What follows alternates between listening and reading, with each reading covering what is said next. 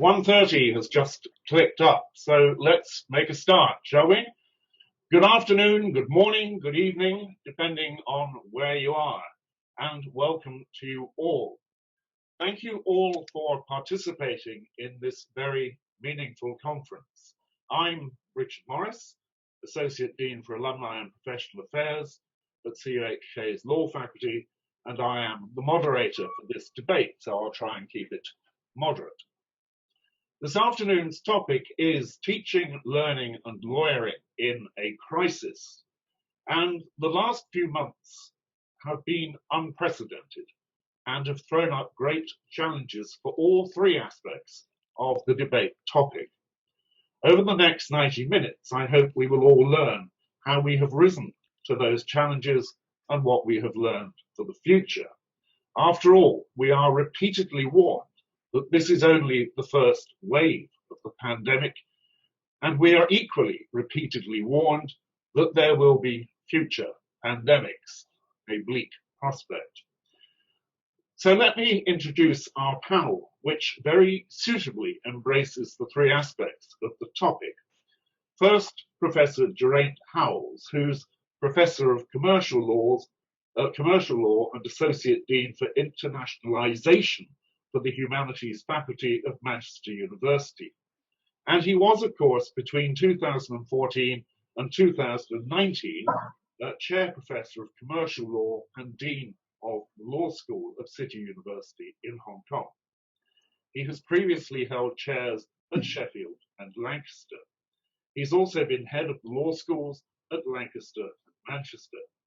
He is a former president of the International Association of Consumer Law and has been a barrister at Gough Square Chambers in London, although he's not currently practicing. Next, Dean Lutz-Christian Wolff, Weiland Professor of Law and Dean of CUHK Law. Lutz was a CUHK Law founding member and has served the faculty in many different functions before assuming the deanship last year. He was Dean of the Graduate School of CUHK from 2014 to 2019. And before moving to Hong Kong in 1999, Lutz has studied, worked and conducted research in a number of different jurisdictions, including mainland China, Taiwan and the USA. He specializes in international and Chinese business law, comparative law and private international law. So those are our deans. And now for our students. First, Miss Charity Huang. Miss Charity Huang, who tells me, "Hi, my name is Charity Huang. I am currently a second-year LLB student. I am Taiwanese, and 2 years ago I was so drawn by the dynamic of the city and the unique sense of ambition in people here that I decided to come to Hong Kong and pursue my legal education here. Unbeknown to me, this place would open up my eyes to the wide and ever-expanding common law world.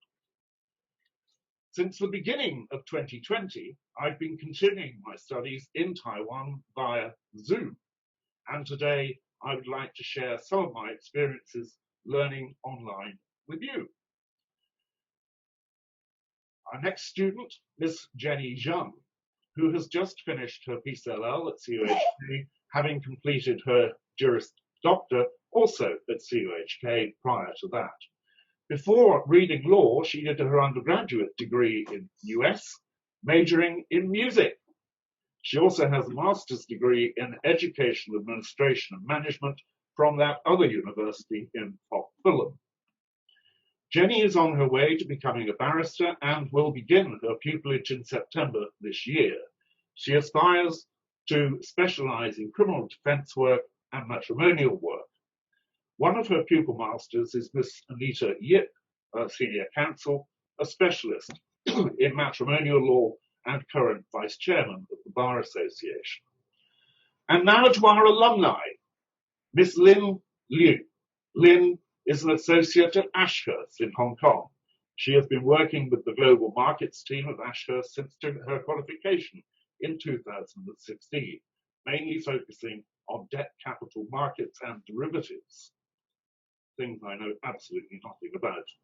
She was a 2013 JD graduate, a 2014 PCLL graduate of CUHK, and before law school, she worked in an oil and gas company listed in Hong Kong for 5 years as a project specialist.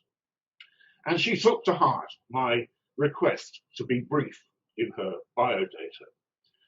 And lastly, Mr. Kent Toe, who graduated from the CUHK LLB in 2010 and the PCLL in 2011. He trained at Linklaters and qualified as a banking and finance lawyer in 2013. He moved to White & Case a couple of years ago.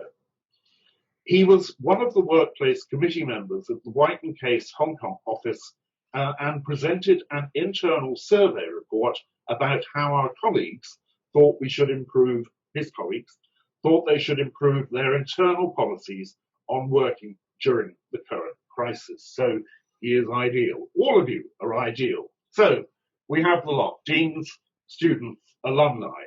Thank you to you all, and I will start by asking each of you to give a brief opening statement on the topic, and we'll start with you, Geraint, early in your morning.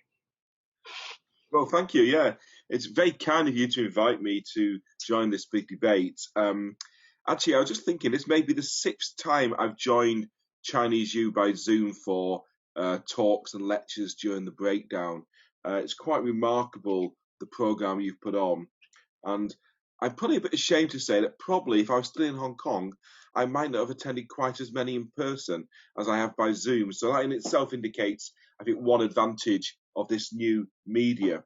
And I think it's really quite remarkable. Actually, it's very kind of you to allow the outsider to speak first, but it should really be your dean because you've got more experience of teaching in this new environment than myself. Hong Kong's done it for some time now, whereas in England, it only kicked in right at the end of our second semester.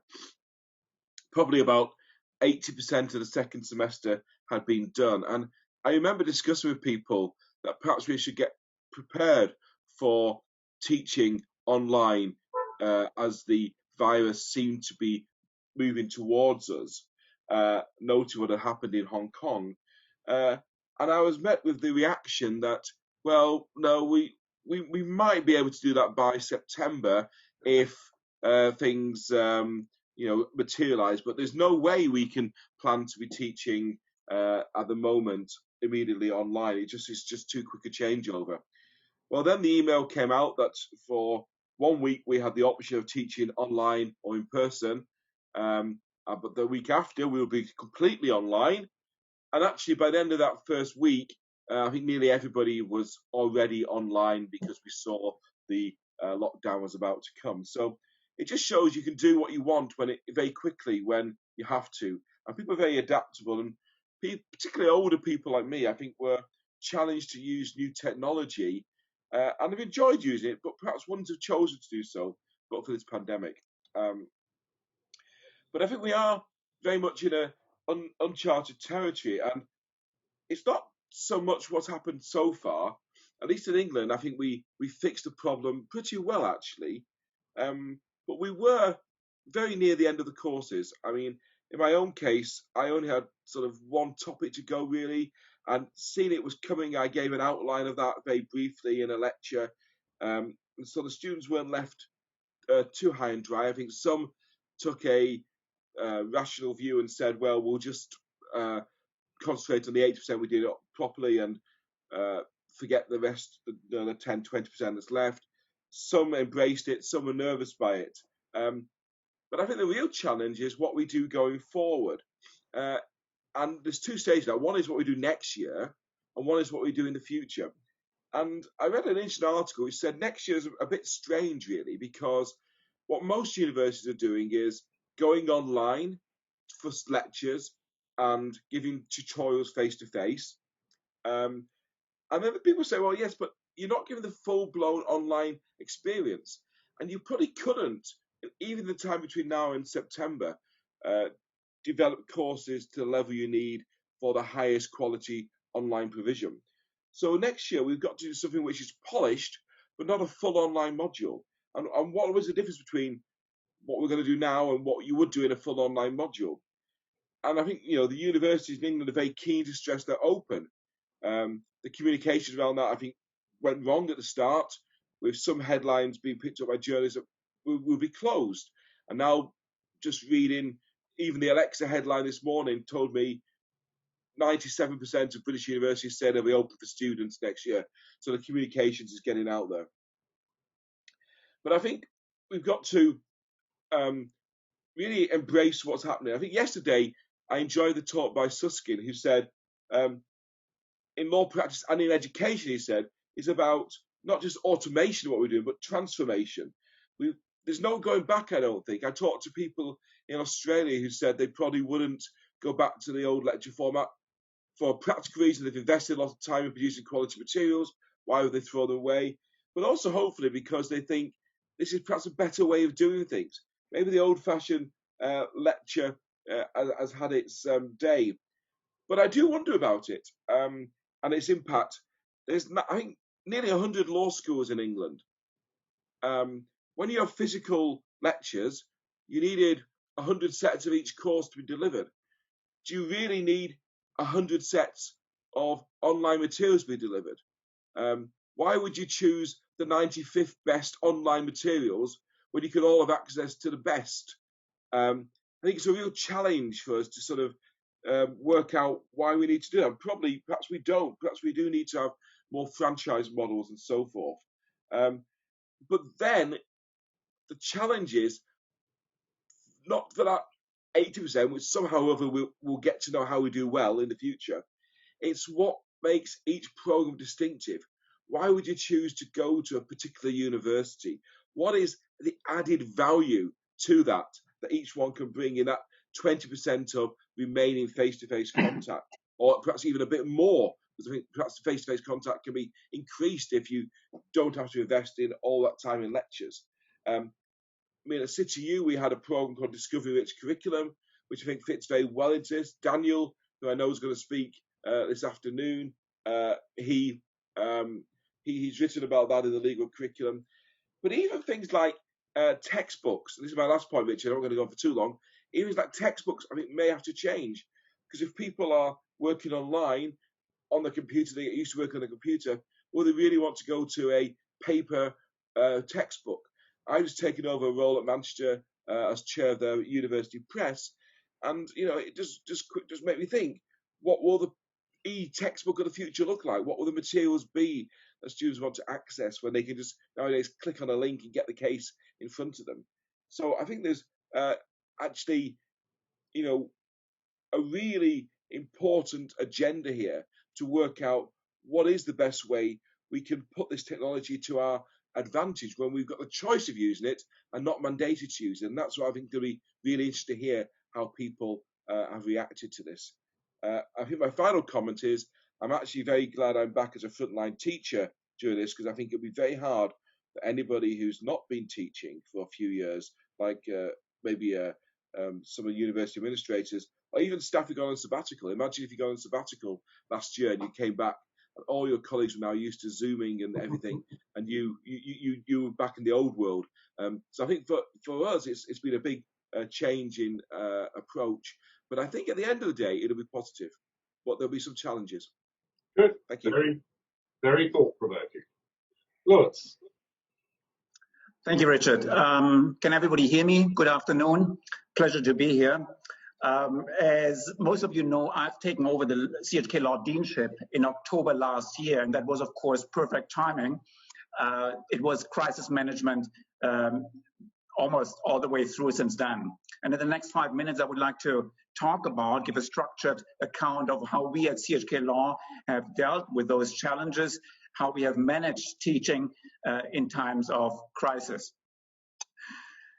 The first thing I think we need to acknowledge is that law schools can be hit by very different types of crises. health and safety crisis like COVID-19, social unrest like last year in Hong Kong, financial crisis. Many universities worldwide are facing those at the moment. We have institutional crisis when there are struggles between the center, for example, and the faculty. IT or technology crisis when the system breaks down or data are being leaked. Crisis if you have staff movement, you can't replace them quick enough and you don't have teachers. Reputation risks due to fake news, and so on. Now, all these crises might affect teaching in different ways, and the question I think we need to ask is whether there's a standard answer to these different crisis scenarios, or do different crises require something like idiosyncratic answers? Personally, I think that it's certainly true that there is no one-size-fits-all answer. That cannot work. However, it has been correctly remarked, and I quote, crisis situations tend to share common elements. All are typically unexpected or develop in a manner that may take leaders by surprise. All require critical decision-making and communications with key stakeholders under intense time pressure, yes, and all present the possibility of grave consequences if not managed effectively. That's quoted from Latin lawyer. Now, what this quote fails to recognize is that crises normally also create opportunities, and I will get to that in a minute. How to respond to crisis? Based on our experience over the past months, I think 7 points are crucial. First, it's important to have some kind of war plan at hand. It entails that, and this entails that you set your priorities straight. For CUHK law, 2 absolute priorities were dominating the past 8 months. First, health and safety of our students and colleagues. And second, our students' educational interests, goals, and their professional advancement. And whatever we have decided was dominated by these absolute priorities. Second, information.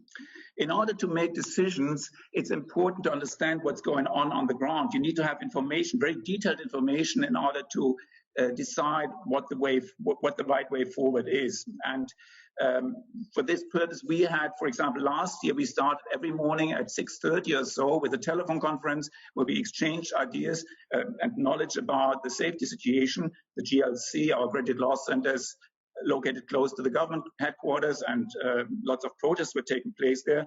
And we often ended close to midnight when we were debriefing, when we were trying to exchange ideas again.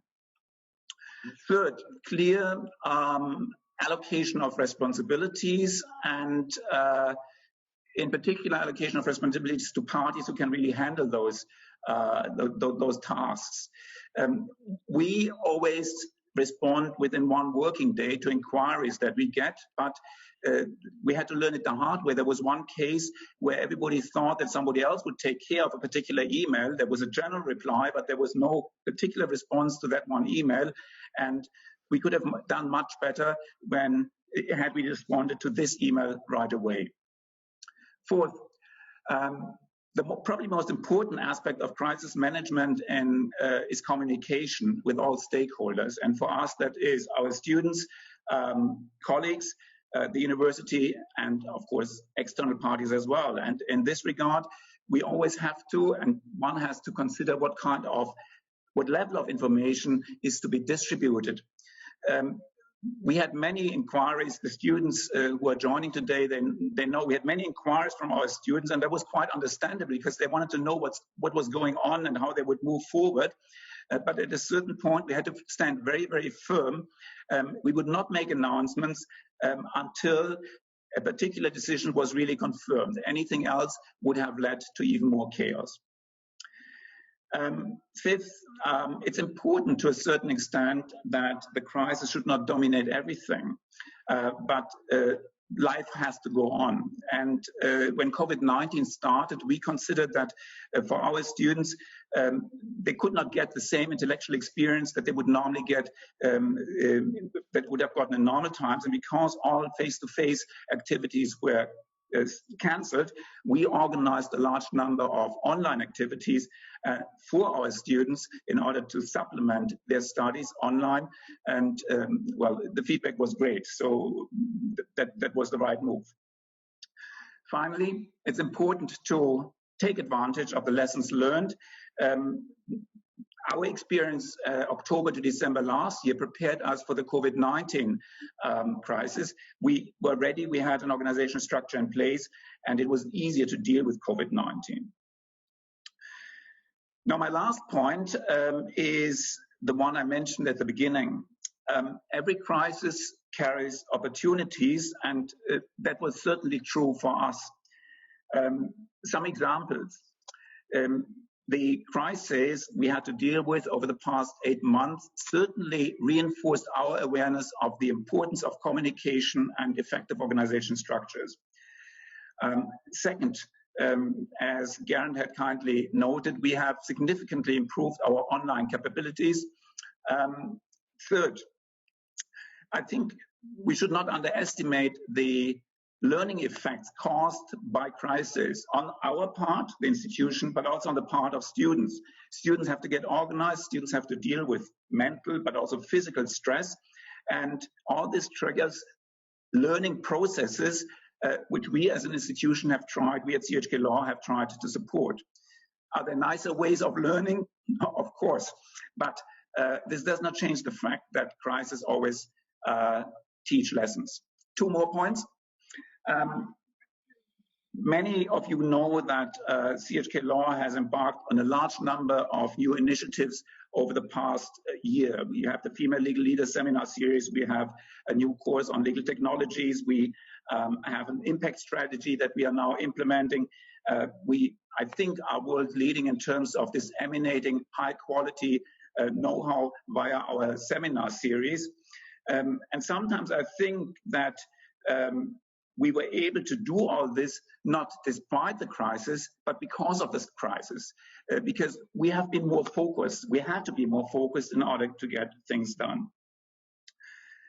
Last but not least, I think working together in times of crisis has helped us to deepen our understanding of who we are, what we want, and to reinforce our team spirit. It has helped us to reinforce the idea that we are CUHK Law. Thank you. Thank you, Lutz. Very encouraging. So let's hear from the first of our students. Charity. Hi. First of all, I would like to give a huge shout out to our law faculty. I know it might look a bit pretentious, especially after the talk of our dean, but I truly mean it. Because as mentioned, I haven't been in Hong Kong since February this year. And the only reason I could have done all this and be here today is because of all the efforts they've put in to make everything possible online. So thank you. And that also brings me to the first advantage that I see in online learning, which is the accessibility and efficiency of having online lectures. My case might be a little more uncommon, but I think for most people, they save a lot of time by not having to commute every day. In CU's case, quite a lot of friends of mine can get a dorm on the campus, and some of them have to travel up to 2 hours every day just to commute. And now all of the time saved can be put to much better use, especially now when everyone is saying they don't have enough time to use. And on the topic of lecture, I think I cannot not mention lecture recordings. I think most students here today will agree that these things are quite amazing because there are usually quite a lot of content packed into one lecture. But personally, I think it might be a little difficult to stay 100% focused during the 2 hours period. Or sometimes it's just I'm just not able to follow up the pace with the course. When it's physical, you cannot ask a professor to just repeat himself because you just had a blackout moment. That doesn't feel very appropriate. But now we can retrieve the lectures online and pause it to make notes. and adjust it to our pace. So I think it really helps us to get the most out of the lecture and just ensure that we don't miss any important points of it. Then the next thing I want to talk about is the materials and sources online. Because obviously online learning is not just about turning lectures into video meetings online. I know before this semester there are e-textbooks online available, but from my experiences, those are quite limited. But this semester, I've seen a lot more textbooks and just resources in general being made available in digital form online. And I think that is really amazing because, first of all, it is a lot more sustainable and eco-friendly. And second of all, like function-wise, I think it's much better because we get to like search keyword or sentences within a 400-page book by one simple click. Like that is really amazing. So I hope this trend will continue to last even after physical lecture are resumed. Also, another good thing about online materials is that, at least in my case, it encouraged me to dig deeper because usually one link to an article will lead to another. And by the time you finish the first article, you will, at least for me, like I'm quite intrigued to those links down below and you want to read more around the topic. And I think that could be really helpful for the studies, especially if you're preparing for like essay questions. But of course, it is a double-edged sword because once you jump down the rabbit hole, it's really easy to just get lost and you lose track of what you're trying to find in the very beginning. But at the same time, I feel like to have the ability to sift through all those materials and find what is relevant and, more importantly, what is credible is also an essential skill to have now. And as to tutorials, I don't think there is a big issue that cannot be resolved. In my tutorial this term, actually, I feel like more people are speaking up, probably because we feel more comfortable speaking behind the screen rather than in person. Although I know like human interaction cannot be ever replaced by talking to a camera, but for the sake of tutorial, I think it is still quite good that we get to hear from more of our peers who actually have brilliant ideas to share, but might be a little too shy to say them out loud in person. And as to like just asking question and interaction with professor in general, I actually find it quite easy now. We used to have these like office hours set up by professors where like we literally go to LSK, their office, and ask question. But like if I'm to be completely honest, it could be like slightly, if not really, intimidating. But now like this can be achieved by a simple call via Zoom. And actually this semester I had one of the session with one of my professor in jurisprudence this term, and I find it really helpful to speak one-on-one. It's a lot more natural and comfortable for us to do this via a call rather than like actually visit the office. Also, I don't feel like I'm taking as much of his time since like he doesn't have to physically be in the office to take the call. So yeah, overall, I do quite like my experience learning online, but I do see some drawbacks, such as like the lack of social interaction. And I also understand that not everyone has the privilege to a stable internet and equipment and perhaps a quiet and private room, but those are essential to optimize the experience learning via Zoom. So like ultimately, if I have to make a choice, I would probably prefer learning online, but to what extent and whether it should replace the normal way of teaching, I think more discussion will be required. And that is about what I have to say now. Thank you. Thank you very much, Charity. It's so interesting to hear the students' perspective. Thank you.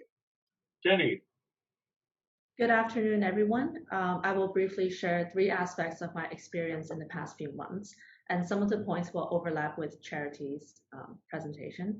First, I will compare the social aspect of offline learning and online learning, and then I will share my experience of finding pupillage during this time, and I will finish off with mooting in a time of crisis. Our last in-person lectures were in November, and then we had an intensive round of in-person exams in January, and after that, everything was online. To me, what stood out the most as being different is the social aspect of learning. In the first semester, we were assigned into small groups known as SGSs for tutorial sessions, which remained the same for every course. I remember being anxious at first because I didn't know anyone in my SGS, but as time went on, our SGS became really close through interactions in between classes. So much so that we would go out as a group to have food, drinks, play badminton, video games.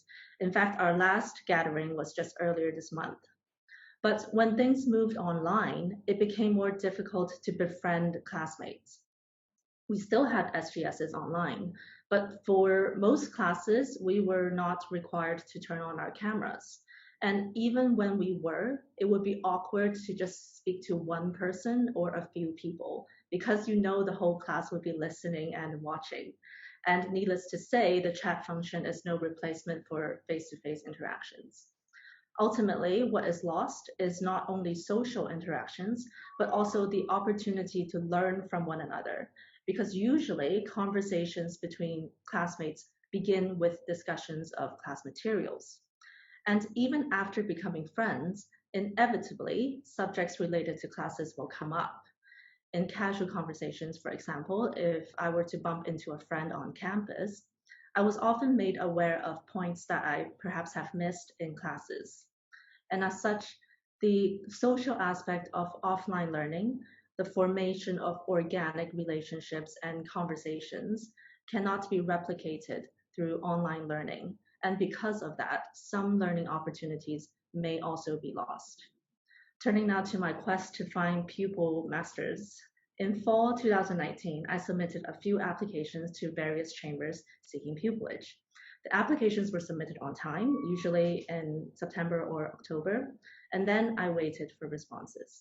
I thought I was off to a good start because I had one pupil master confirmed last summer who I met in a mini pupillage, so I only needed 3 more. I didn't hear back at all until April, May, and June. That is more than half a year after I first submitted my applications. This waiting period was unsettling, to say the least, because as time went by, I started to question whether my applications were lost or rejected, and whether I should be applying for paralegal jobs and maybe try again next year. And there is also a rumor that there are fewer pupil masters available since they are now required to pay their pupils a minimum of $6,000 per month. So I thought I was doomed. In short, the experience made me treasure each interview, thinking that it may be the only one that I will get, or the last one. And that may have contributed positively to my securing the remaining 3 seats. Turns out, the delay was due to the pandemic and the insistence of pupillage committees to conduct in-person interviews. Now, turning to mooting, which has been a passion of mine. I participated in 3 moots this year. One was canceled on the day we were due to fly out of Hong Kong. I remember receiving the news from my co-counsel as I was packing some last items in my luggage. Another one was conducted online via Zoom, which I found a bit hectic because there was so much to look at on the screen. If I stared straight at the camera, I wouldn't be able to read the expression on the judge's face, which is important to adapt my submissions. But if I were to look for the judge's expression, in my peripheral, I can also see my opposing counsel's faces, my co-counsel's face, and also my own face. So in that respect, that was very different from making submissions in person, which in my view is much more straightforward. The last moot was half canceled. The oral rounds were canceled, so we were only judged on the written memorandum. However, I would still highly recommend students to sign up for MOOCs, despite any uncertainties, because the preparation itself is the most valuable learning experience. Working through the MOOC problem with your co-counsel or team, conducting the research and formulating your own arguments. In conclusion, I would say that aside from factors we cannot control, our learning experience is very much what we make of it. And rather than dwelling on the shortcomings of virtual learning, it is perhaps more productive to focus on the positive, starting from the small things, such as mentioned by Charity, the time saved from having to commute, and the simple fact that we are still able to graduate according to schedule, unaffected by the crisis. Thank you for listening. Thank you very much indeed. When the barristers' chambers finally got back to you, did they apologise for the delay? No, it was just like business as usual. And in the meantime, we did not receive any news about why the delay or if it's just a delay. So Okay. I'm not complaining. Let's move on to our two lawyers. Thank you, Jenny. Lynn, the lawyer's perspective. Yes, hi. Thank you, everyone. Thank you, Professor Morris. I'm very glad to be here to share my observations and thoughts about lawyering in the crisis. I think this is definitely the top heated topic at this moment. As Professor Wolff has mentioned a short while ago, the crisis that we're facing now is multifold, so including our virus crisis, our civil order crisis, financial crisis, and oil price shock earlier this year, etc. So they're all happening at the same time. This is like what the world would otherwise expect to experience in a decade, all compressed into a short period of time. So yes, we're seeing chaos here and there and in a lot of industries. And surely it has had a very big impact on the legal industry as well. So of all these problems we're facing, COVID-19 obviously has the most broad and profound impact. And actually it is the cause, or at least the catalyst, to all the other problems that we're facing.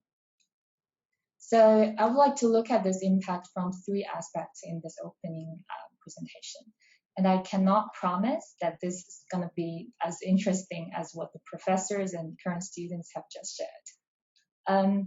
The impact, the first thing I want to share is the impact on the business of law firms. So the impact of the virus crisis on law firms varies from practice to practice. Take my own practice area, for example. I am a DCM lawyer, and I also do derivatives on the side. So during that first half of this year, I have seen substantially less public fundraising activities in the debt capital markets as compared to usual years. And I think that is mainly because the lack of confidence of investors, and their concern is well-grounded. As a matter of fact, there have been multiple bond defaults in public bonds this year. So the investors have a very good reason to hold a bit back from some investment activities. And I think transaction lawyers in other areas of law may have also undergone some similar business downturn, especially for transactions in relation to airline companies, retail companies, hotel groups, etc. But in other areas of law, such as litigation and restructuring lawyers, they may find themselves even busier than before due to defaults, cross defaults, non-performance of contractual obligations, all as a result of the financial difficulties of market participants.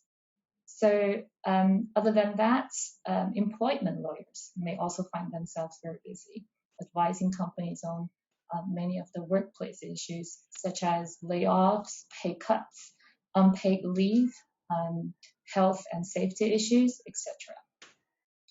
So that is the first aspect.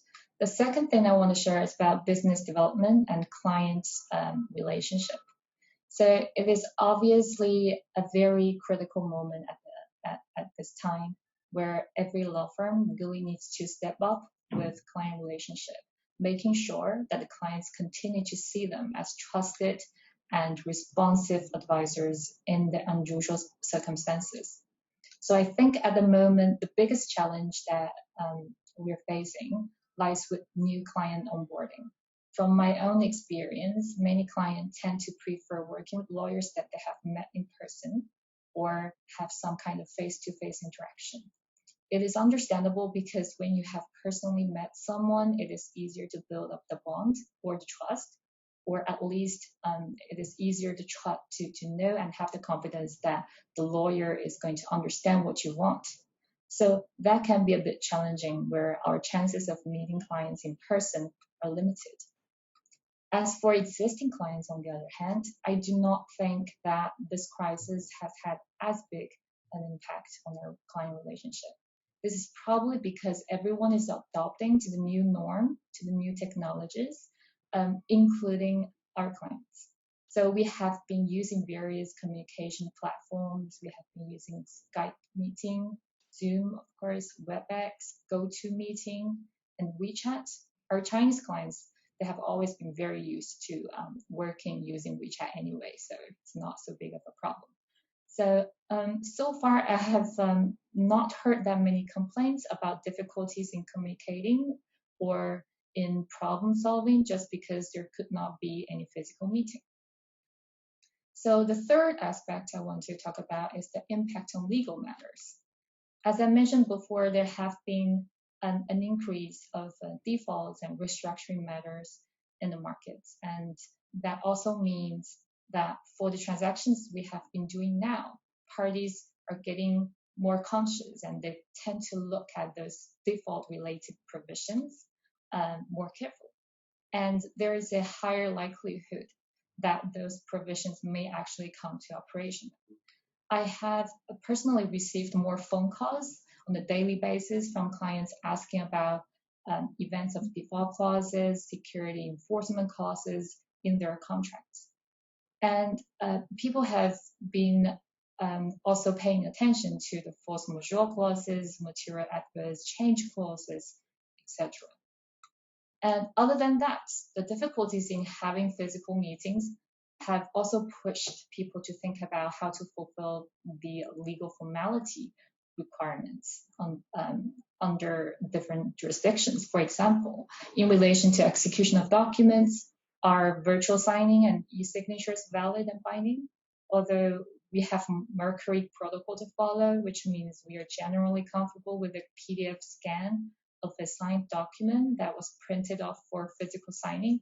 However, there are other ways of virtual signing, such as documents signed using virtual signing applications such as DocuSign. And how about a copy of an e-signature created by handwriting signing on a touchscreen, etc. And in addition, when it comes to conveyancing or creation of trusts or mortgage or legal charge, negotiable instruments, or actually any other document that needs to be stamped. So in those cases, virtual signing and e-signatures may not be an acceptable way of execution. There are also witnessing requirements to be considered for some documents such as wills, powers of attorney, legal charges of the land, etc. Where these are documents where witnessing will be required. And I think at the moment, the predominant view is that the witness has to be physically present when the signatory actually signs the relevant document. So those are the three aspects of my observations I will just share at the moment. I think I have probably run a bit over my time. Over to you now, Professor Morris. Thank you very much indeed. That was fascinating. Right, Kent, you've got the last word on the openings. I'll keep it brief. I think Lynn has touched on these areas of practicing law at this time of the crisis quite well. Just want to build on that as on three areas again. In terms of deal flow, as Lynn said, I think generally the capital market practice may be heavily influenced by the lack of confidence by the investors. From a banking and finance law perspective, which is less capital market reliant, I think generally speaking, there's still a huge need to do a lot of refinancing work to plug the loss of revenue these days. So in terms of my work and my colleagues' work, I think they're still quite substantial. But I agree that the more busier side of our office would definitely be the litigation service that we provide to our clients. And personally, I've been working with our litigators on writing reservation of rights letters and preparing enforcement memo and so on. So I agree with Lynn that we have been asked a lot about these technical points around enforcing securities and and also like other like virtual signing aspect as well. So indeed, despite the fact that deal flow may be slow, I will not say lawyering in a crisis like this is less busy than before. Another aspect I want to talk about is I think for transaction lawyer, we are also kind of being asked to train ourselves and attend seminars on areas that will be more popular in a crisis scenario. Such as for myself, I've been trained to do more restructuring work. As I just mentioned, reservation of right letter and enforcement memo, these are getting more and more engagement on that.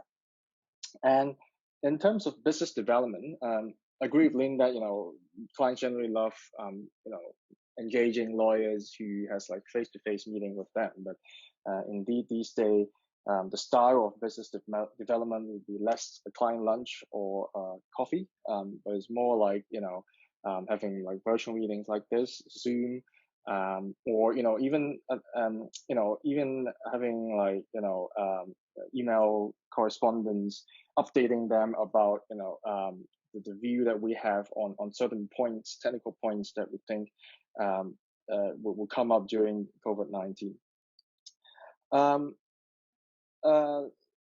think another thing that I want to mention on this is we have to be mindful that this crisis not just impacting our clients professionally, also impact them on a personal level. And lawyering to me is more like a people business. So I think it's a good chance for us to get a bit personal and care about our clients at a personal level as well. Especially like during conference calls, we usually hear like children yelling in the background. I think it's a good time for us to connect with our clients in that way. Last point I want to make on this topic is about technology. I think generally speaking, law firms, at least larger law firms in Hong Kong, they are remote working ready. The necessary technology and equipment are there, but this time is a good time for us to actually test these technology and the way of collaboration for a rather long period of time. For my firm, we have been working from home for at least 3 months. Now we start working in an office, but you can tell there are a lot of challenges at first, especially we have a rather small office, and it's easier for us to just pop by each other's office and talk to each other.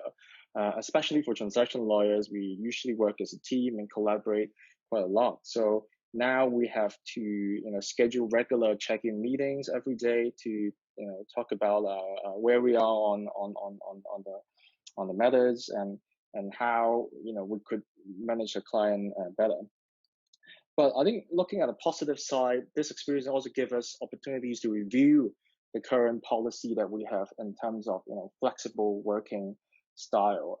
I think it becomes a trend now, because give you an example, like before this crisis, if you want to work from home, you usually will have a particular reason, right? Someone is going to deliver something to my home today, or I need to take my kids somewhere today. But now I would say after this crisis, even if we are, our policy is to work from the office now, I think generally people are more, they're more willing to say that, okay, I want to work from home on Friday. And from another perspective, that is one of my in-house friends they're emphasizing, the area they rent in the office, and ask some of the lawyers to work from home on one of the 5 days, one of the 5 working days, so that they can, rent a smaller space. So I think all of this just give us opportunities to think about how we operate, and also to change the policy a bit on flexible working. That's all from me, Richard. Thank you very much, Ken. Very interesting. Okay, thank you, panelists, for that varied spread of comment. And now then to the questions that I've received from participants before this afternoon, after which I'll take questions from the floor, which please send to me using the chat function, and you can write them and send them as we go on from now. So the first question that I have, that I'm going to direct first to Lutz. I just want to ask Professor Wolff and Professor Howells whether they think there is any aspect or feature in the traditional way of teaching or learning that can never be replaced by online learning. If yes, what is it and why? You got the question, Lutz? Yeah, got it. Thank you. Good question, actually, and I'm glad that this was asked, because I think one important aspect that never comes across when we talk about all these advantages of online teaching is that what we probably don't get across is the teacher's personality. I strongly believe that a law teacher, like any other teacher, serves, I wouldn't say as a role model necessarily, but somehow the students, they observe, they look up, not look up to us, they watch us. And in a way, a teacher is guiding. In a way, a teacher is, I still remember my law teachers, what they were wearing, how they were behaving, how they were responding, what kind of phrases they were using. And I believe this all is an expression of a certain personality. And this personality, I'm afraid, doesn't come across online. It's the other way around in the very same way. I believe I love in-class teaching, and sorry for all the students to say this, I hate to teach black boxes, because that's what all students do. They all turn off their videos. It's like delivering a TV show. I'm just talking against these black boxes, no idea whether there's anybody there, unless I ask, of course. And what I love about in-class teaching is that I get a feeling of the personality of the students. I can help, I can guide, I can work with them, they work with me. It's a two-way thing. And I think this does not work when it's done online. So these are my major points here. More to add, but Geraint, please, over to you. But you're right, aren't you? There is a vibration, a two-way vibration within class teaching, which you cannot get online. Geraint, question was also directed at you. Yeah, I think that's right. There's a personality. I mean, I still, like Lutz said, you think back to how your professor would think about a subject, and even in degree of him, his position would help you to sort out your own position. I think there's another issue as well, and it comes to how you put information over. I was interested to hear that you're still giving 2-hour lectures and recording them online. We're actually not allowed to do that. We've got to break them down into 10-minute mini videos with materials in between and so forth in our guidance as how we should teach. And even for my lecture coming on later on, you very wisely got a recording in case there was a technical problem. But what I noted, and I've done this before, I've, for example, already done a 10-minute lecture, then I've actually given the real lecture synchronously to the students. There's a big difference between them.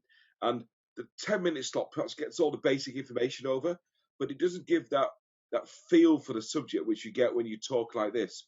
So my lecture I did later, the recorded version is about 20 minutes, and I guess I'll speak a bit longer after the break.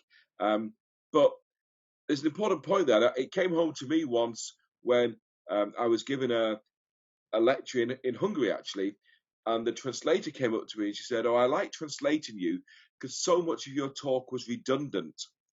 And I said, "Oh, well, that sounds like a backhanded compliment. What does that mean?" But he said, because you're a native speaker, you're not speaking from a script. And when you speak from a script, every word matters. So every word has intensity to it and meaning. Whereas when you're a native speaker, you speak around the topic and you can, as a translator, pick out the gist of what you're saying. And in terms of the students, I think that's also true because, you know, I may be able to get my point over in 1 minute, but actually when I do it in 5 minutes and give you ad hoc examples, the point gets reinforced, I think, in a stronger way. So I think that goes back to the personality of the teacher, really. I think it's the same point Lutz was making, really. So I think I would say that's true. And also, I was very interested in the point about social engagement of the students. And I think that's also going to be a bit of a challenge for us next year, because this last year, the students at least knew each other to some extent. Whereas next year, think about the poor first years who have no social network around them. How do we create that? I mean, that's going to be one of the real challenges. Thank you. Now, although the questioner confined the question to the two deans, I'd like a view from a student on the question. So, Charity, what's your view? I think the one thing that cannot be replaced, like I agree with Jenny, like when she was in her opening, she mentioned like we're not only learning from the textbooks, not only learning law, but also learning from our peers, from people around us. And with now this online learning, we lose the chance to enhance, you know, those soft skills, which will ultimately be required when we go to like work in the future job. And talking to a screen and a camera right now, like it's just like it just doesn't compare to actually talking to a person in real life. And like yes, we can have some degree of social interaction with like I don't know, family, friends, or people outside of class, but that is not the same as like talking to people in the same faculty and like the same subject. And I feel like that degree of social skills is in a different setting than the casual context. So we cannot learn how to do that and get a feel of it in our daily, like every day-to-day life. So yeah, I think human interaction is definitely something that I will like miss from physical lectures. But you didn't help yourselves as students, did you? Because you wouldn't open your videos.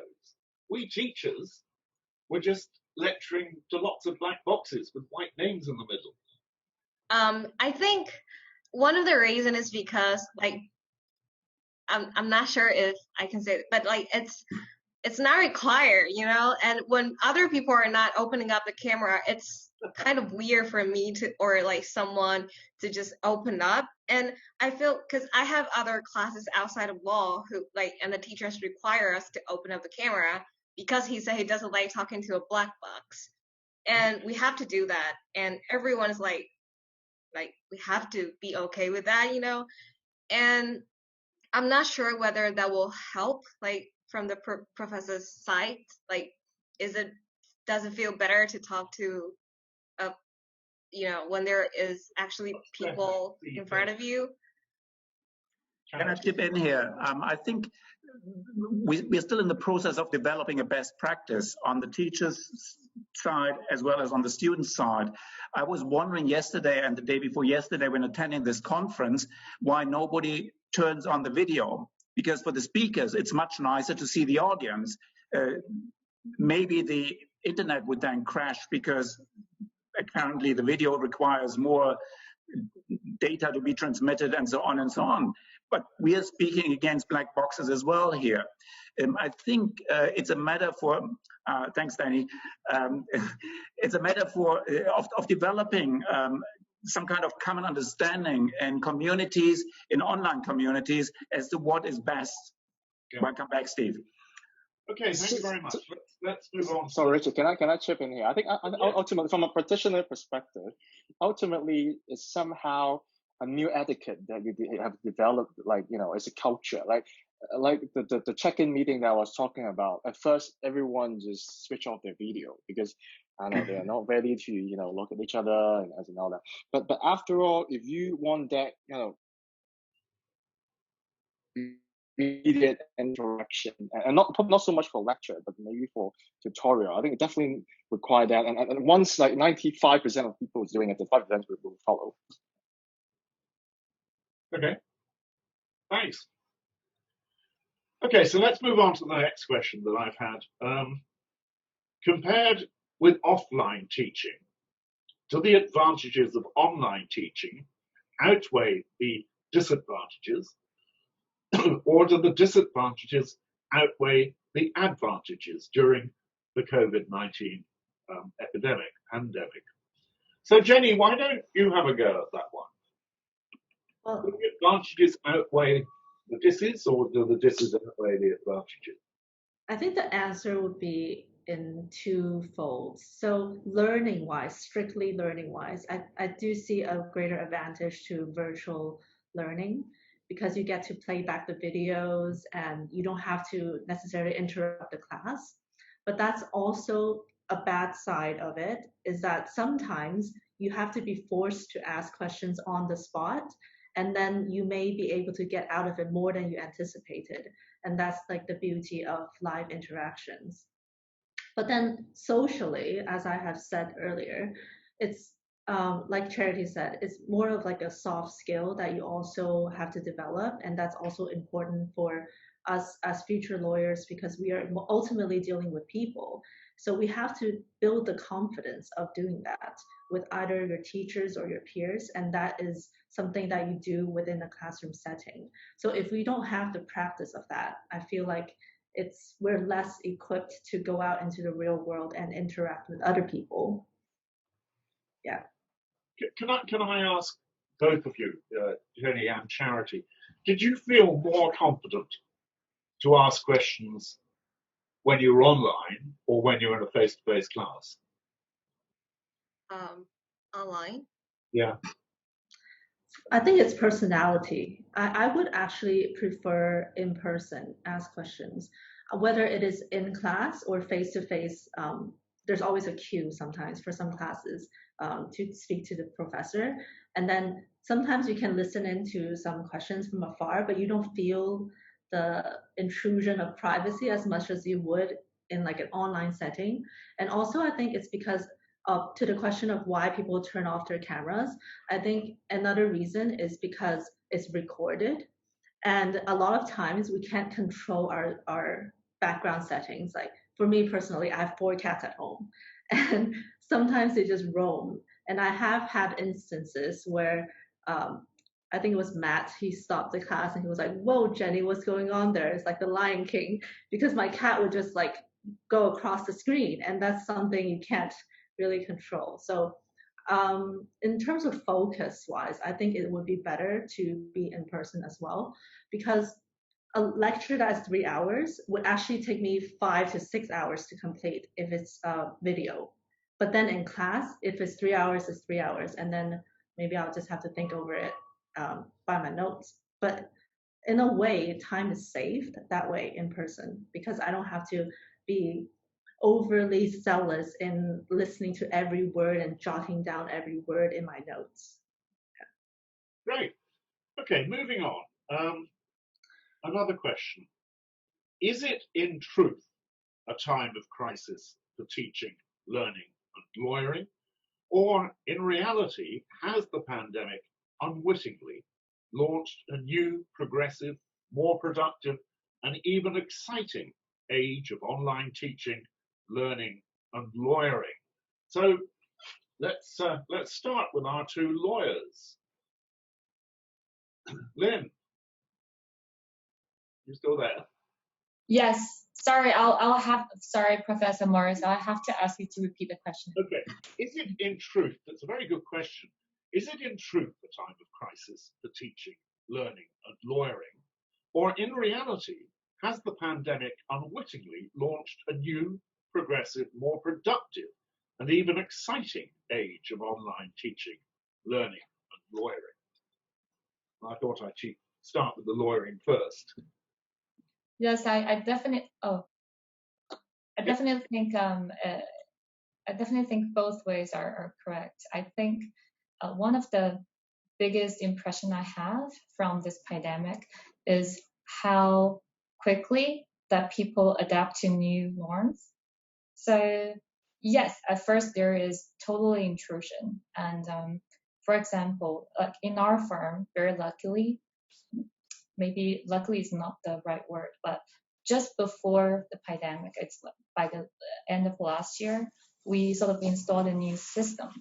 And we have laptop replacing our desktop as our workstation. We have a new have a change of data storage, and we have a new system interface. So that all came into use after the pandemic. So everyone was like, they're a little bit skeptical about having laptops as their main working station now, and people are complaining about working slowly because they only have one monitor on the laptop. It's small, and also because in Hong Kong they have a smaller working space at home than in office, and they find it difficult to focus on work at home because of all the distractions caused by family and other things. And then very interestingly, you will gradually start to see changes occurring. People start to realize that the benefits of working from home, such as saving commuting time and time for dressing up and getting ready for work, and everyone can work comfortably except where you need to go before a camera and go and do video call. And every now and then you can get up and do some exercise, do some yoga, and nobody will be looking, etc. So from what my personal experience, I think, and from what I heard from other lawyers, most of us have turned out to have enjoyed the flexibility and benefits that come with working from home. Can you help me, please? Yeah. Sorry, I've lost my...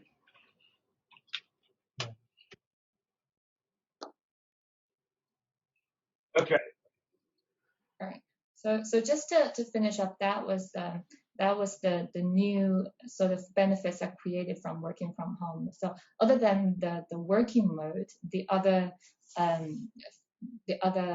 things that this pandemic has pushed us to look into and pushed us to make changes and progress, I have shared in my opening presentation. So over to you, Kent.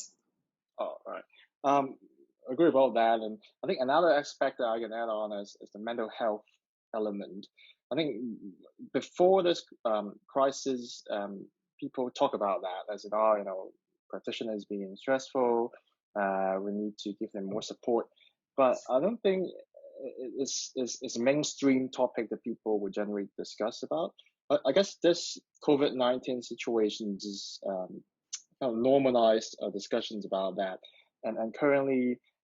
Not just my firm. I understand a few firms also offer subscriptions of apps which will help you on mental health, for example, certain apps that can help you on meditations, and people start discuss about actually these personal level stress can definitely affect your productivity and your mood at work and all that. So I think it's kind of opened up and normalized the discussion about that, starting from how you react to the current pandemic situation, and more into how about other aspects of the personal life and the long hours and all that. So I think that's another thing that I want to do. Great, thanks. So let's hear a student view then on that. Jenny. Wait, what's the question?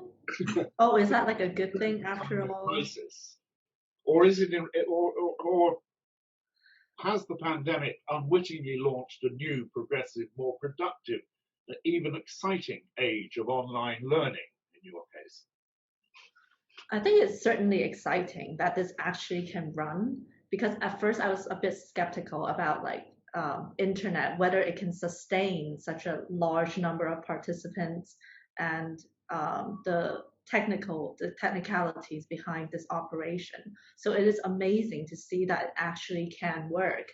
Even the lockdown browsers, things like that, I think it's quite interesting how it can work. But I want to add another point to the missing social aspect. What is also important, especially for, I think, barristers, is the networking that you're also missing out, because you're not only friends. Well, we all want to be friends because we want to be friends, but then there's also another added layer of your future income-ish, because you have to get referrals as a barrister from your peers or from solicitors, and a lot of your classmates are solicitors. So in a way, you're also missing out on that. And even for solicitor want-to-bes, they will benefit a lot from networking and just knowing what jobs are out there in case they want to switch firms and things like that in the future. So there's obstacles in that aspect. Your first point there, though, I mean, it was incredible to me, and I'm sure lots and lots of other people. There must have been hundreds of thousands of classes going on worldwide on Zoom. Right. And you'd have thought the whole system would crash, but it didn't. Yeah, so that was very... Years ago, we couldn't have continued, could we, Lutz? We could not have delivered lessons 30 years ago in the pandemic. Anyway, let's hear from a dean on that question before moving on. Geraint, is it in truth a time of crisis, or in reality, has the pandemic launched a new, progressive, more productive, exciting era of online teaching? I mean, of course, it is a crisis, and it's also going to provide exciting opportunities. It's a crisis because it is quite stressful to have to do things at speed to change without the ability to plan. I also think that there's lots of interesting things we can do. I actually was fortunate that I developed an online course for Melbourne, and I did that partly to upskill myself and to learn how distance learning worked. But I think it's prepared me quite well for this experience. But I also think there's a difference. If I was teaching my research area online, I'd be quite comfortable because I could be comfortable in knowing that the product I was producing was absolutely easy to produce for me, and it came, from within, so to speak. I think the difficulty of online, because it needs, I think, high quality preparation materials, which are more like the form of conference papers than classes in a sense, because I think when you put a video online about a topic, you're sort of almost making a more finished product than the typical lecture. And to be able to do that in areas which aren't your comfort zone, I think will be more difficult. And sometimes we have to ask teachers to teach outside the main areas. And I think preparing those online materials to the right quality outside your main research areas, I think will be difficult, because the expectations of the quality, I think, will be very high. Students will be expecting them to be, like getting a textbook. They'll be expecting something of that high polished quality. And I think the final product for the students will be a lot better. But for the professors, I think producing material of that quality will be quite demanding. Yeah. Okay, now I'm going to stay with you, Geraint, with a question from the floor. If all or most law schools adopt a common set of online lectures for their teaching in a particular subject, how do we stop massive job losses in academia? Or is this an inevitable consequence of digital disruption? Yeah, I did think when I made my point earlier that people won't like me, and it's probably something you'd say at the end of your career rather than the beginning of it. But, I mean, you've got to ask yourself, I think, hard questions about use of resources. I think one thing is that, of course, you don't want every course to be the same. There can't just be one contract course for the whole of the UK, because there are different approaches to teaching contract law, there are different styles. But I honestly don't think it would be very sensible for us to produce 95 versions of the same thing. It's not a good use of resources. So I think there may be platforms which become like textbooks, which are the basis for this. And in some ways, you see it in America, where they have the case materials books, and there's several versions of those. And often 3 or 4 professors get together from different universities and produce a case of materials book. You might well get collaboration between people in different universities. Just imagine if you have to put a new course on for September, if 4 of you got together and each did a quarter of the course, what a better product you could get together than doing it all by yourself. So I think there will inevitably be, I think, in the future, some rationalization around that. It won't be that there'll just be one course, but there'll be, I think, a limited number of courses which people will sort of buy into, as like you buy into a textbook. But what I should do is actually open up more opportunities of proper teaching and assessment. When I compare my experience as a student,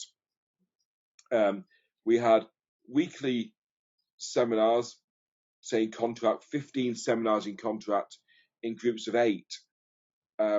That's very different from the modern student who may only have, in some universities, 5 or half a dozen tutorials in each subject, and very few places have seminars as low as 8 nowadays. So I think we can redirect our resources to give that real, meaningful, personal experience. So that would be my thought, that we should use staff in different ways to try to create that interesting learning environment. And I think in England, at least, there was a government initiative called KISS, Key Information Sets. And this arose because there were newspaper reports of some students having very few contact hours in the last years of their study. And it forced everybody to do more lecturing to get their contact time up to go into this data set. And I think that happened about 10 years ago, maybe. And I think that put education back because people stopped doing more interesting blended learning experiences. And I think it's that blend which is important. And that's why, that sort of 20% which stays personal, that's got to be of really the highest quality going forward. Great. I've just actually had an observation from just wanted to add that online teaching may not result in job losses. Actually, professors finally getting more time for research and pastoral care and other activities. What a nice thought. Thank you very much, Sarah. Now, a question for... Sorry, Richard, before we continue, can I, oh, yes, this is a debate, right? So can I respond to Geraint? Yes, of course. Yeah, Geraint, I have 3 points where I disagree, and we are friends, so I can disagree. First of all, you said there will be, you're floating this idea that there will only be one contract law course for the whole of UK, for the whole of Hong Kong, etc. I don't think that's going to happen. We had in the past different textbooks. There wasn't just one perfect textbook. There were other textbooks, many different textbooks available. So I think that shows that variety is important. Second, you were touching upon the issue whether online lectures, which are recorded, need to be perfect. Some of you may know that I've done some research into flipped classrooms, and that I'm using this kind of teaching mode. And when I and Jenny Chan, the co-author of that book that we have produced, when we did the research on how to produce those lectures, which then are the basis for the in-class interaction, how perfect do they have to be? Our conclusion was they don't have to be perfect at all, not at all. And all you need to convey is the basic message. It's in our book, so that was our findings. And that point that you made earlier, the old-fashioned lecture is dead. I also doubt that, because I think different students and different teachers are good at different types. I still remember we had one colleague who walked into the classroom, took a deep breath, and lectured for 3 hours nonstop. And everybody was fascinating because it was well thought through, it was highly intelligent, and everybody loved it. So I think there are different ways of dealing with it. And the last point I want to make is more general one about a lot that has been said in this conference. We all talk about teaching quality and what is best from the learning outcomes perspective. What we need to remember is that what we are hearing here is mostly anecdotal evidence. We don't have real evidence as to what type of teaching, online, in class, lecture, interactive, and so on, what really works better. So I think there's a lot of research that needs to be done in the future. The question is, of course, how do you really assess teaching quality? How do you assess learning outcomes? Thanks. Sorry. Thank you. I mean, surely one way of assessing the teaching outcomes, we've had this whole term teaching on Zoom, and as I understand it, the exam results are not significantly different from exam results in a year when we've been teaching face to face, and that's one metric, isn't it? You know, I have a question specifically for Kent. This is correct, Kent.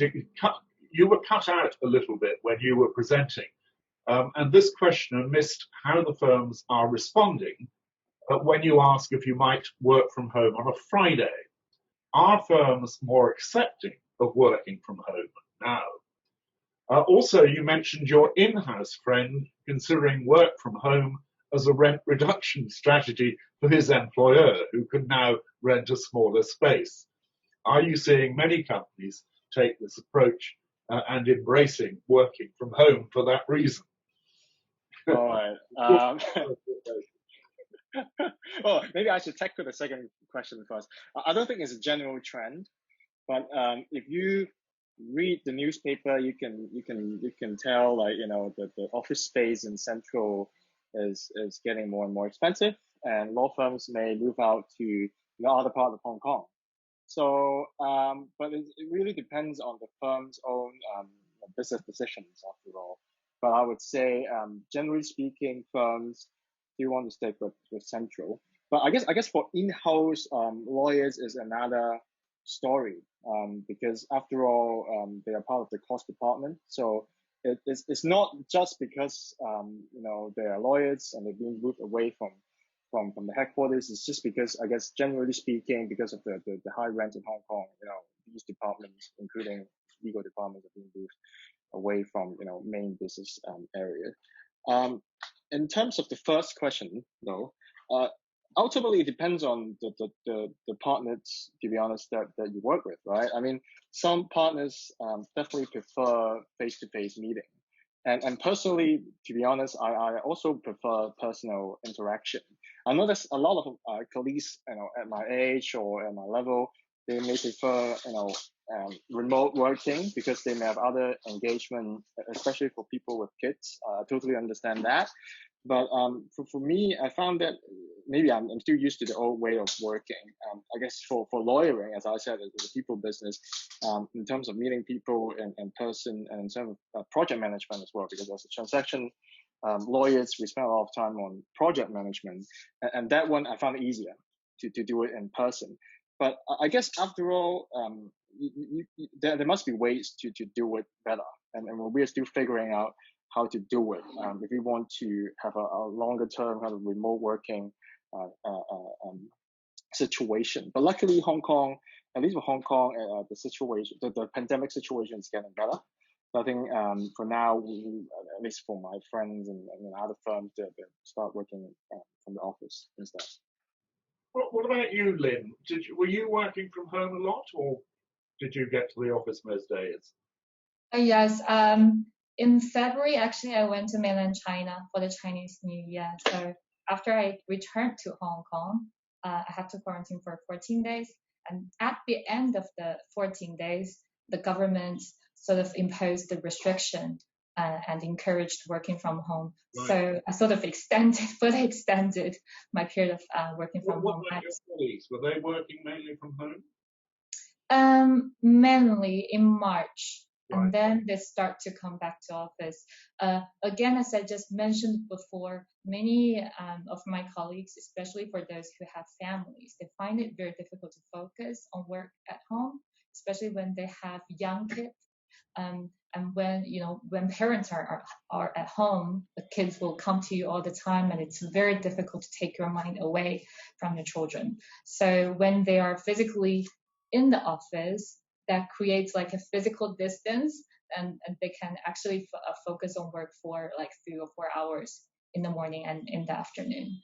And just to add to what Ken just said, so on the location question, I have a feeling that it depends on how much client interfacing you need. Like, so for lawyers in private practice, we need to face clients. Clients come up to the office for meetings. So it has a better presentation when you have an office in a nice building in Central where transportation is very convenient. But for in-house lawyers, there's less like client facing, so to say it. So it's more, they tend to place their in-house lawyers in other areas like Quarry Bay, Taiku, etc. So Jenny, it's not just cats that are a problem. Children can be a problem too. Yeah, I imagine. Okay, one last question because we're running out of time. So what are the main takeaways from the experience of the last few months? And in our case, of course, it's more than the last few months because we had the social unrest in the months before that. What are the main takeaways? Starting with you, Lutz. Thanks. As mentioned earlier, I think the main takeaway is that even if there's a crisis, you can manage to survive, and you can even turn things into something positive. You can take advantage of those opportunities that that every crisis carries, and I think that's what I have learned certainly, and what I hope what we have learned as a faculty at CUHK Law. Geraint. Yeah, well, I'm actually very interested in what's been said today because you're more down the line than we are.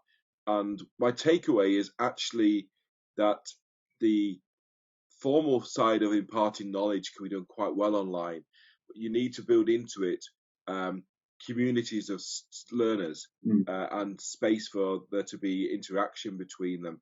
So actually, my students at Manchester next year will probably suffer or gain because of today's experience. I'm already thinking about how we can try to enhance it. I'm assuming we get one last round of comments, Richard, or is that right? I think I've got to stop at 3. Okay. Well, I'll just respond to Luke to say that sadly we don't disagree too much because, to his point, because I don't think you'll just get one online course like you just get one textbook. But just like every person shouldn't write a textbook for their own course, because you don't want, too many textbooks. Equally, I can see that there might be consortium of people getting together to put on online materials in the future, and I think that would make sense. One thing we're also thinking about is how we can make this truly a transnational legal education experience. So perhaps staff from around the world could get together and input into each other's courses. That gives some exciting opportunities for collaboration. Charity. Yes, I think my biggest takeaway is the ability to learn quickly, to adjust to a new mode is itself something that we have to, I have to learn to do. And also, in the crisis such as this one, we really shouldn't just expect other to adjust, but also do our part to for the system, lockdown system Jenny just mentioned. I think, yes, there are some technical issues, and I know a lot of people are complaining about it, but at the same time, I know that a lot of people are using a lot of efforts to make it possible. So as students, we should really just do our part and try our best on it. Yeah. Well, most of you have. Thank you. Jenny. My biggest takeaway is just to keep calm and carry on, and just keep doing and adapting. With a smile, of course. Yes, and it's not something that we can get over, and we are really always astonished at how quickly we can ourselves adapt, and the faculty and the world around us. So it'll be okay at the end of the day. Nice. The optimism. Lynn. Yes, so I think COVID-19 has forced many of us to have a change of mindset and altered the way we have lived and worked. I think every aspect of lawyering is changing so much and so quickly, and it is challenging and is pushing us to improve our strength, our capabilities, our adaptabilities, and mental resources. So I think amidst all the challenges that COVID-19 is putting in front of everyone, I think there are also new opportunities, as everyone has mentioned just now, and that includes the opportunity to reprioritize the key aspects of our lives, such as prioritizing physical and mental well-being. And we need to remember to stay flexible and stay open-minded. So I think this is a unique experience for us to be a part of this time of change and to see what these changes will bring about to our profession and to our lives in general. Well spoken. Ken. Yeah, flexible mindset. I think just have to be flexible in this time of our life, because I think different type of crisis, as we mentioned during our debate and discussion just now, and every now and then it's just basically a test to how well we are able to adapt to new situations. So hopefully for all people working in academia, students, and practitioners, we have a good future. Great. Well, you've all been fantastic. Thank you very, very much indeed. I mean, clearly we have learnt a great deal from the last few months as teachers, as students, as lawyers. And as we go forward, I'm sure that there will be much more use of online resources. But face-to-face teaching, face-to-face lawyering has not gone out of the window. So before I bring this session to a close, I've had a request and I'm not sure I can understand it. Could I ask everyone to switch on their camera at the end? We've reached the end. And hold a smile so that our colleagues can take a virtual group photo. So if you understand what that means, then please comply and we'll have a group photo, which will no doubt, Professor Wolff, go on the website of CUHK Law. Anyway, thank you, panelists. That was extremely interesting.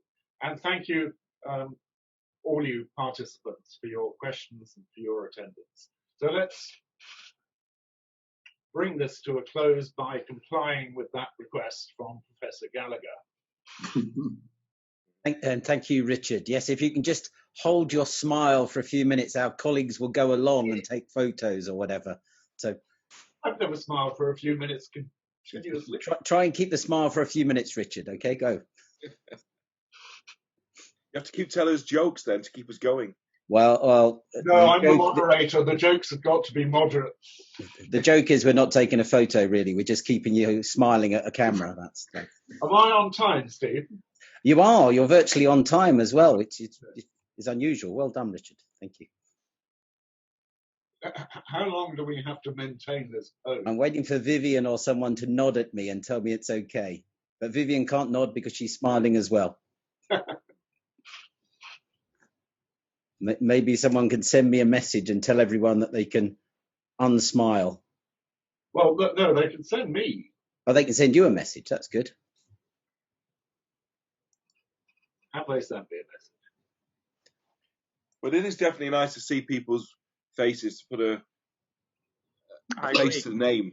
I mentioned that earlier. It's like when you teach, when you don't see people. So probably for your keynote, we should all turn on our videos so that you know whom you're talking to. Perhaps except for Mr. Jung. That would be a good idea, isn't it? Of course, you're on again next, Geraint. Yeah, no, it's good. This has been a warm up for me. I've got into stride now. So it's nearly daylight for you, Geraint. It's very interesting. it's actually beautiful here now. It's been an awful week, but it's actually turned nice now. So there's a blue sky and the birds are singing and summertime's arrived. It's beautiful. But it is very nice to see everyone all around the world as well. So nice to see you, Esther and Chris. I see Jeremy got up nice and early as well in London. Yes. There, that's. Sharon, have we had taken the photo yet, Sharon? Yes, it's been done. Thank you very much, everyone. Thank you all very much indeed, and I hope the rest of the conference goes splendidly. And all of you have a great summer and stay safe. Thank you. Thanks, Richard. Thank you. Thanks, Richard. That was excellent. Thank you. And we're starting again at 3:10 Hong Kong time, and we'll have Geraint back to talk to us at 3:10. Thanks. So you've got a few minutes, Geraint.